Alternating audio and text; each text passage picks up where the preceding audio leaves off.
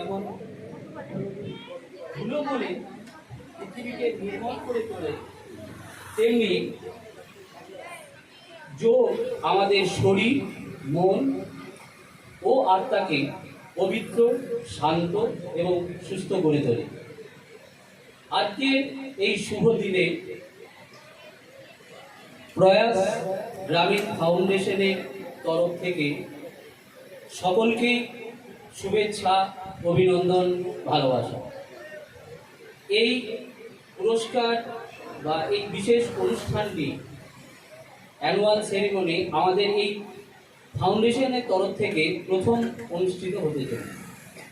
এই অনুষ্ঠানে প্রথমেই আমাদের যে অতিথিবর্গ পদ্মশ্রী প্রাপক, আমরা সর্ব এই অঞ্চলে পরিচিত একটি মানুষ, শ্রীযুক্ত সুজিত কুমার চট্টোপাধ্যায় মহাশয়, তার নাম সভাপতির আসনে প্রস্তাব করছি।